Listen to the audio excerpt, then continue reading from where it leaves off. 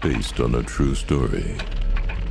First day, we fell in love with a house. I get my own room. The owner says, do you and your family a favor, Roger. He says, keep the lights on in this house at night. I'm Jason Rockman for the Rockman Review.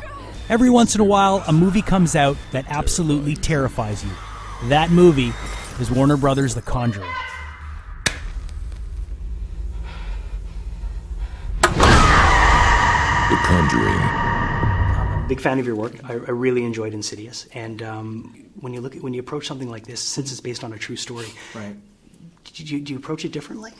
Yeah, I definitely do. I approach it from the point of view of the people that I'm making the movie about. Right. And so I would tell people that, this movie isn't here to be objective, so to speak. I want to tell a movie from the point of view of the parents and the Warrens. Mm-hmm. And I think if I do that, that would allow me to see how frightened the characters were, and allow the audience to sympathize with people that they can relate to, and therefore when the scary stuff starts to happen, they can relate to it. Absolutely, because Patrick's he's so believable and he's so relatable. Yeah, no, exactly. Mm-hmm. You have yes. You have the family, with the family with the 5 kids, and people can relate to that. People can relate to being a mom and dad, trying to protect their offsprings, and then you have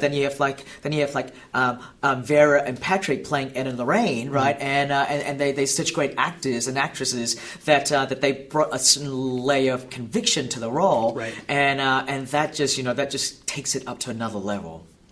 When you were watching Patrick, did you see your husband? Were there times when you looked at him?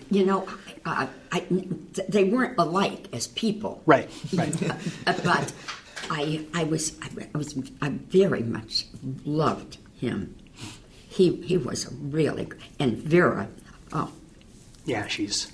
Oh, yeah. I watched her sit down with my daughter Judy, and talk to her like they had known each other, like from school or something, right. And it was just so down to earth people. Nice people.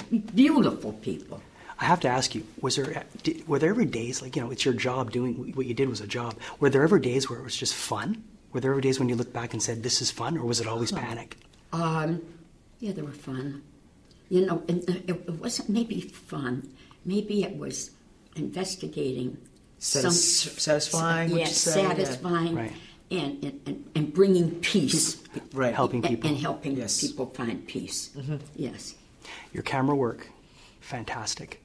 There's a couple of scenes when she's looking over the bed. You do a lot of turning, a lot of Easter eggs in the film. As a horror fan, obviously, do you do that on purpose to give it a little extra?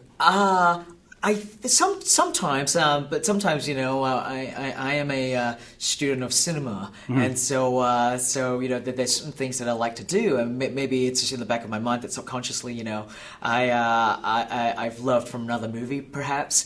But I was trying to create the camera movement and the camera style in a way that, that fits the intention of the scene. So if the scene is supposed to be, nerve-wracking and puts you on edge, I like the camera to make you feel that way as well. I like the scene to kind of set you on edge too. Right. And so much of that is done through lighting, camera work, and the performances of the actors. Lorraine, one last question. What is it about New England? Old. We're old. Why? What does everything happen there? We're old. See, that's the first area, really that was built up. There's houses 300 and 400 years old. Right. Well, they don't have them here. But the hauntings, are coming about in a lot of places where I'm surprised. But people conjure. Wow. For me, new construction. Yeah. That's it. Thanks so much for taking the time. Thanks, man. Thank you so much. Really nice meeting you. What are you guys? Well, we've been called ghost hunters, paranormal researchers. But we prefer to be known simply as Ed and Lorraine Warren. It's November 1st, 1971. I'm sitting here with Carolyn Perrin, who, with her family, has been experiencing supernatural occurrences. We have to get out of here. That's not gonna help. This thing has latched itself to your family.